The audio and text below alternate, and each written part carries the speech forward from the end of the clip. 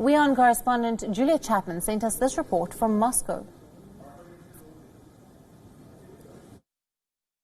They have become the source of concern for China because over the weekend there have been reports that most of the cases, the new reported cases in China, have originated in Russia. They have all been Chinese citizens returning home, having been based in Russia and are now trying to get back to China.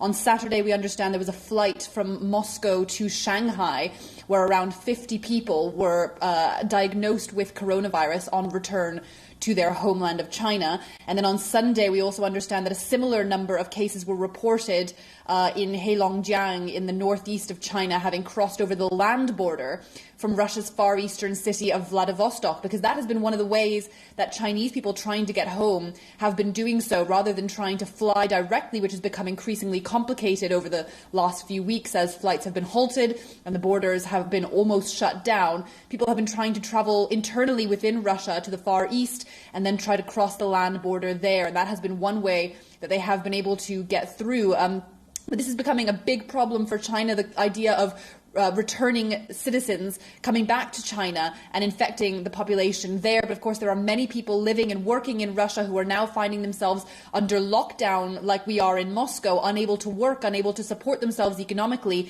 and not being Russian citizens. Of course, they're not entitled to benefits that the government is giving out to its own people.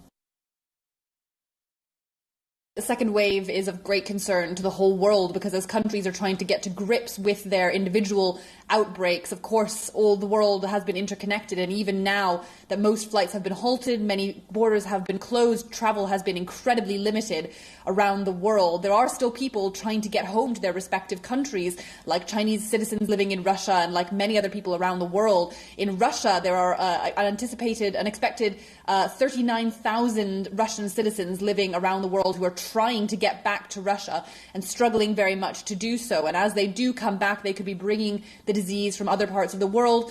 That said, Russia does have an increasing number of cases itself. Here inside the country, the numbers are now exceeding 15,000. They're growing every day by almost 2,000, and that is becoming a very big problem for Russia to get to grips with here. But as more people come back to Russia and the people leave Russia to go elsewhere, we are certainly seeing more cases growing. And as you mentioned, that it becomes very difficult to contain because it's not necessarily happening in one part of a country. People are returning to various parts of the country. So that's something that people around the world are certainly concerned with, that a second wave could make it even more difficult to get this disease under control.